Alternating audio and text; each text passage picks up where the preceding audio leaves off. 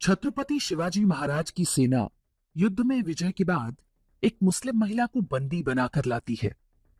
ये देखते ही शिवाजी महाराज अपने सेनापति पर क्रोधित हो उठे। उस मुस्लिम महिला को मां कहकर संबोधित करते हुए क्षमा मांगी और ससम्मान उसके घर भेजने का आदेश दिया। इतिहास की ये घटना भारतीय सभ्यता और पश्चिमी अब्राहमिक मजहबों के मूलभूत अंतर को बताती है। ऑपरेशन सिंदूर के समय आपको याद होगा कि कैसे पाकिस्तानी पत्रकार लार टपकाते हुए कहते थे कि हम भारत से जंग जीतकर वहां की हीरोइनों को अपनी लौंडी बनाएंगे।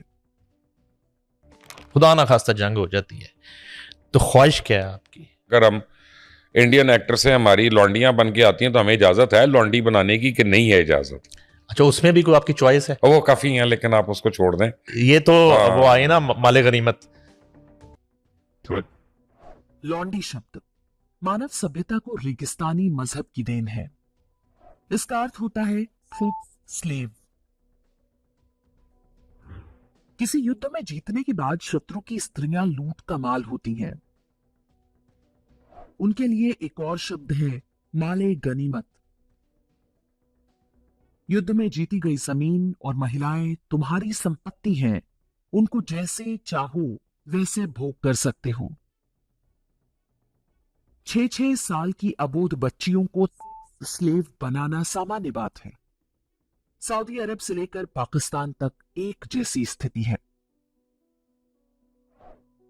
वर्ष 2020 में पता चला था कि फ्रांस की चर्च में 30 वर्ष के अंदर लगभग 3.5 लाख बच्चों से यौन शोषण के केस दर्ज किए गए। अधिकांश घटनाओं में पादरी और बिशप दोषी थे। पीड़ितों में बच्चियां ही नहीं, छोटे बच्चे भी बड़ी संख्या में थे।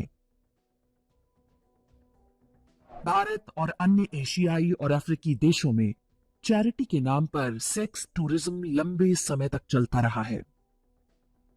भारत में ये 2014 तक हुआ, जब तक हिंदुओं ने सत्ता को पूरी तरह से अपने हाथ में नहीं ले लिया। आज हम जो एप्स्टीन की घिनौनी कहानियां सुन और पढ़ रहे हैं, वो सब भारत में बहुत पहले ही हो चुका है। एक प्रकार से कह सकते हैं कि एप्स्टीन जिस धंधे में था, उसी तरह के आरोप मदर टेरेसा पर भी लग चुके हैं। कोलकाता में जन्मे ब्रिटिश डॉक्टर अरूप चैटर्जी ने सबसे पहले आरोप लगाया था कि टेरेसा भारतीय बच्चों की तस्करी करती हैं। देसी विदेशी मीडिया में कई रिपोर्ट्स सामने आईं, जिनमें दावा किया गया कि टेरेसा की संस्था मिशनरीज ऑफ चैरिटी का संबंध बच्चों के व्यापार से है और वो भारत से प्रतिवर्ष 500 से 1000 करोड़ रुपए कमाकर वेटिकन के बैंकों में जमा करती थी। कुछ वर्ष पहले ये समाचार छपा था कि वेटिकन के बैंकों में जमा टेरेसा के पैसे निकाल लिए जाएं तो वे दिवालिया हो जाएंगे। ये समाचार किसी कही सुनी बात के आधार पर नहीं, बल्कि इटली के पत्रकार जियान लुइजी नूत्सी की चर्चित पुस्तक द ओरिजिनल सिन में छपे तथ्यों के आधार पर किया गया था। आप स्वयं सोचें कि टेरेसा भारत में ऐसा कौन सा धंधा करती थी जिससे उसकी इतनी भारी कमाई हो रही थी, जिससे वेटिकन के बैंक भर गए थे। ब्रिटेन के वामपंथी अखबार द मिरर का मालिक रॉबर्ट मैक्सवेल टेरेसा का बहुत विश्वस्त था। उसी रॉबर्ट मैक्सवेल की बेटी गिस्लेन मैक्सवेल जेफरी एप्स्टीन की सबसे खास सहयोगी थी।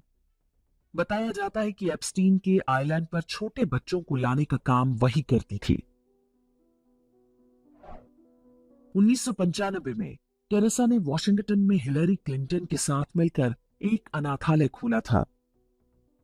हम बोलेंगे नहीं, किंतु आप स्वयं समझ लें कि वहां पर कहां से बच्चे ले जाए जा रहे थे।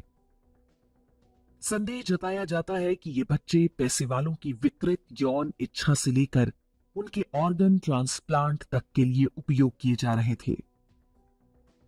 लेकिन तभी 1997 में टेरेसा मर गई।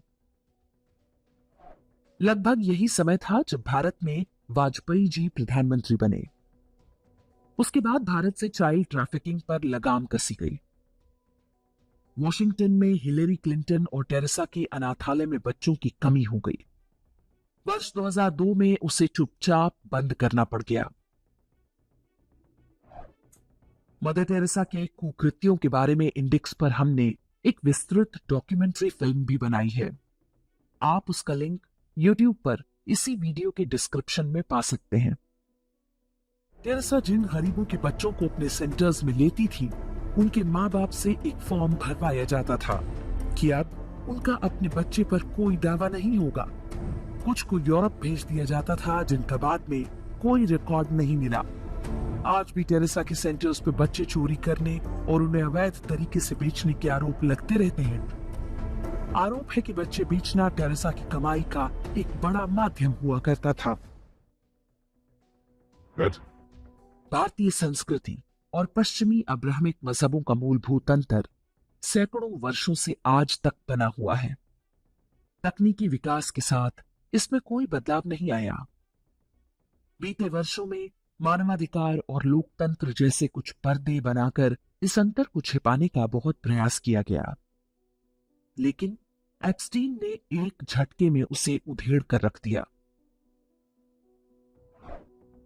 जिन सभ्यताओं में हजारों वर्ष के क्रमिक विकास या एवोल्यूशन को नकार कर नैतिक रूप से पतित होने को संपन्नता की निशानी माना जाता हो, जहां ऐसा पतन मजहब द्वारा मान्यता पाता है, वैसी सभ्यताएं ब्लैक होल की तरह होती हैं। ऐसा ब्लैक होल जो प्रकाश की हर किरण को निगल जाना चाहता है। हम उनसे अलग हैं, ये सबसे पहले हमें पता होना चाहिए।